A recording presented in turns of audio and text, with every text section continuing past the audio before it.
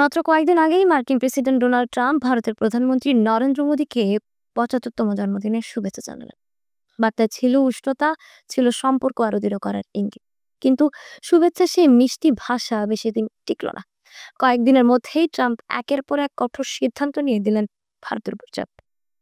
১৯ September Trump ঘোষণা দিলেন নতুন ভিসা নীতি। জনপ্রিয় H-1 ভিসার জন্য আরোপ করলেন বার্ষিক $১,০০,০০০ ফি।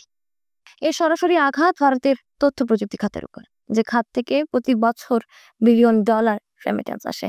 সেখানে চাকরির সুযোগ কমবে, আয় কমবে এবং বৈশ্বিক বাজারে ভারতের প্রতিযোগিতার ক্ষমতা কমে যেতে পারে। কিন্তু এখানেই শেষ নয়। চাবাহারের বন্দরে ভারতের বিশেষ সুবিধা, যা মধ্য এশিয়ার সঙ্গে বাণিজ্য ও কৌশলগত যোগাযোগের জন্য অত্যন্ত গুরুত্বপূর্ণ ছিল, সেটি এক ঝটকায় বাতিল করে দেয় ট্রাম্প।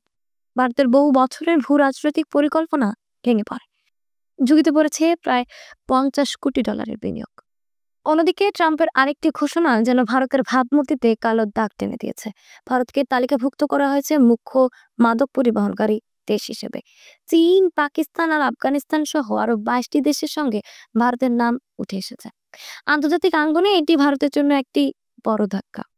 বিশেষজ্ঞরা বলছেন এটাই ট্রাম্পের পরিচিত কৌশল।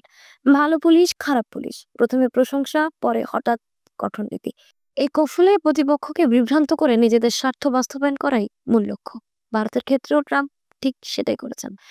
২০০৭ সালে জয়শঙ্করের নীতির ভিত্তিতে ভারত যুক্তরাষ্ট্রের সঙ্গে ঘনিষ্ঠ সম্পর্ক করার চেষ্টা করেছে, কিন্তু বাস্তবে সেই সম্পর্ক থেকে মুক্ত বাণিজ্য বা প্রযুক্তি হস্তান্তরের মতো সুবিধা পাওয়া যায়নি।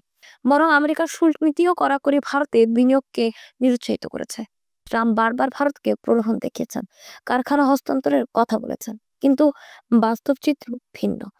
জেনারেল মোটরস, ফোর্ড আর হার্লার্স ডেভিডসনের মতো বড় বড় কোম্পানি একে একে ভারত থেকে ব্যবসা গুটিয়ে নিয়েছে।